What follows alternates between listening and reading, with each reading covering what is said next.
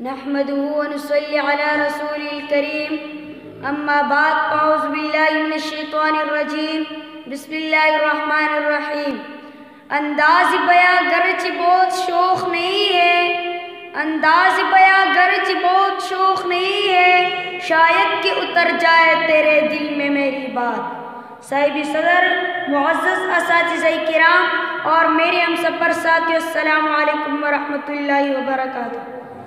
مجھے مسلمان مغلوب کیوں کہ موضوع پر لبکشائی کا موقع دیا گیا ہے، امید ہے حوصلہ افزائی فرمائیں گے۔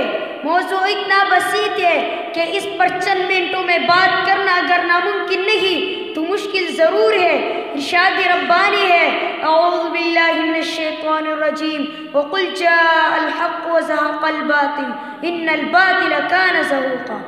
کہ حق آ گیا اور باطل مٹ گیا، بے شک باطل مٹنے والا تھا۔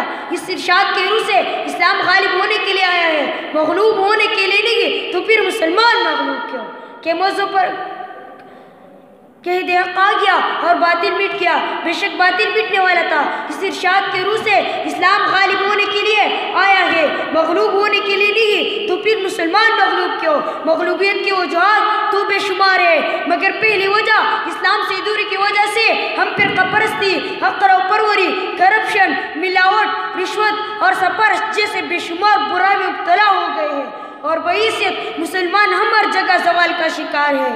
اسی لیے تو ایک صدی پہلے مصور پاکستان نے فرمایا تھا، یوں تو سید بھی ہو مرزا بھی ہو افغان بھی ہو، یوں تو سید بھی ہو مرزا بھی ہو افغان بھی ہو، تم سبھی کچھ بتاؤ تو مسلمان بھی ہو۔ جناب صدر، مغلوبیت کی دوسری بڑی وجہ نصب العلم سے دوری ہے۔ قرآن مجید کے پہلی وحی، بسم اللہ الرحمن الرحیم، اقرأ بسم ربک الذی خلق خلق الانسان من علق، پڑھ اپنے رب کے نام جس نے انسان کے خون کے لوتھڑے سے پیدا کیا۔ مگر ہم اپنے بچوں کو کیا پڑھاتے ہیں؟ پہلے تو ہم اپنے بچوں کو اسکول نہیں بھیجتے، اور اگر بھیجتے ہیں تو پر ایسا سلیبس ان کا انتظار کر رہا ہوتا ہے جو سر حاضر کے تقاضوں کو پورا نہیں کرتا۔ بقولی شاعر، وہ علم نہیں زار کے احرار کے غم میں، وہ علم نہیں زار کے احرار کے غم میں، جس علم کا حاصل ہے فقط دو کفی جو۔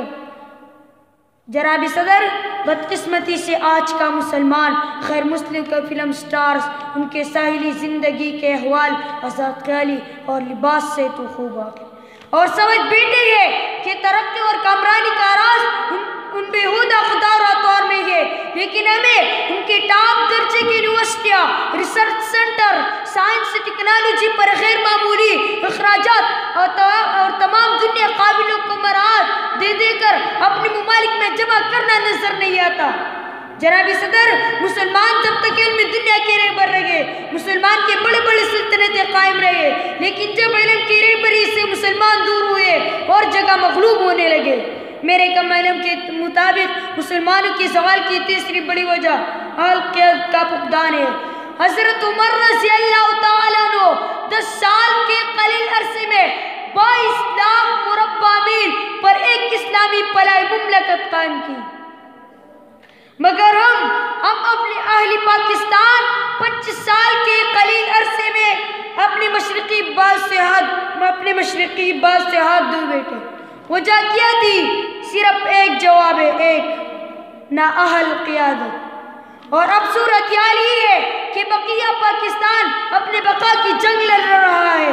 مسلمان کو اس مقام تک کس نے پہنچایا؟ کس نے تمامی دور کا ستیاناش کیا؟ جواب میں آپ پر چھوڑتا ہوں۔